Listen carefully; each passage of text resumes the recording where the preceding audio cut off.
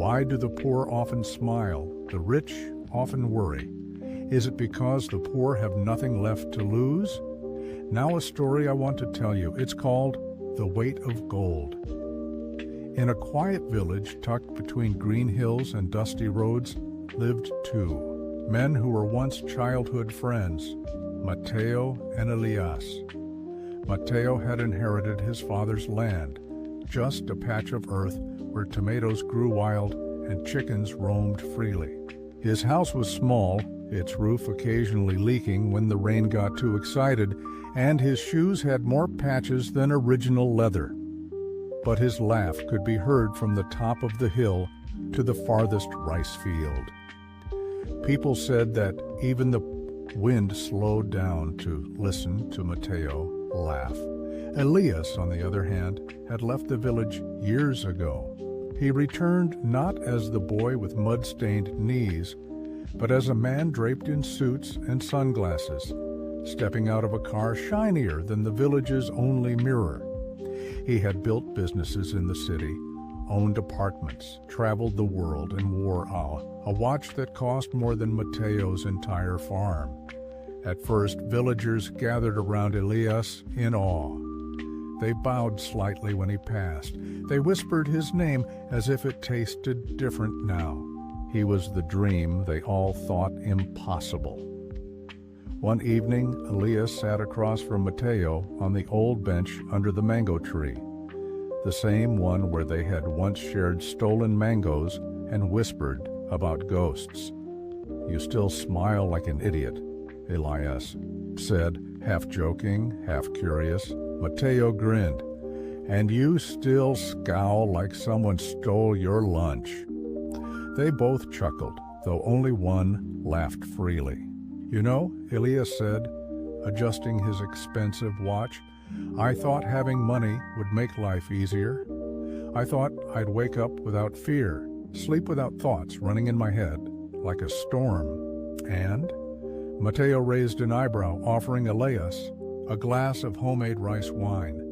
Elias took a sip, then stared into the distance.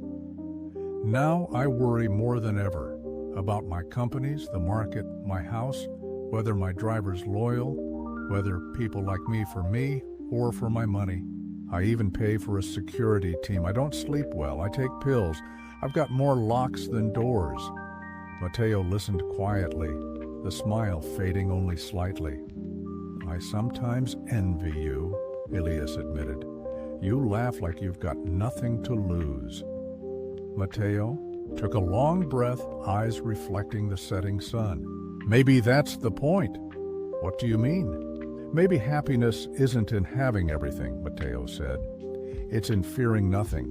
You fear loss because you've got too much to protect. I don't fear loss because I already know what it means to live with little. Every tomato I harvest is a gift. Every morning my roof doesn't fall in is a victory.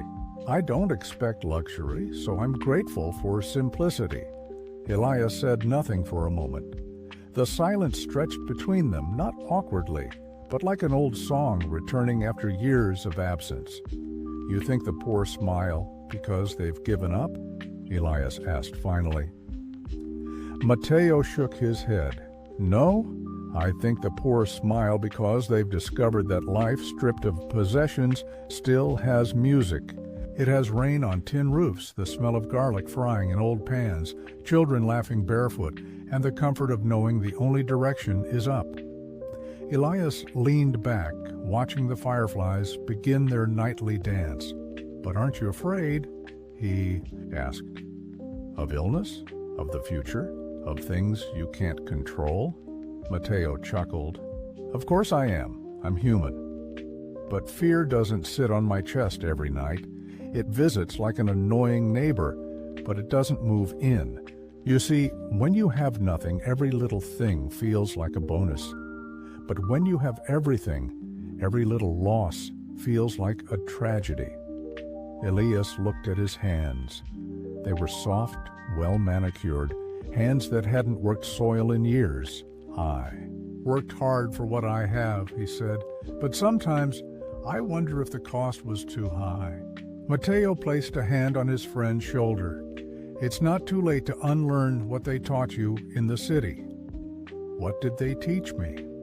That your worth is in your wealth, that money buys happiness, that more is always better.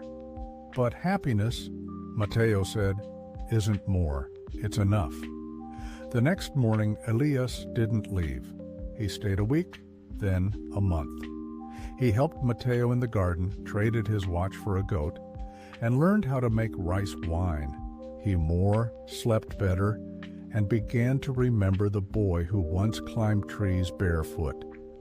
And though he didn't give up his wealth, he learned not to let it weigh him down, because sometimes freedom isn't found in having nothing, it's in fearing nothing. So, have you figured out the message yet? As for me, I believe that the poor often smile not because life is easy, but because they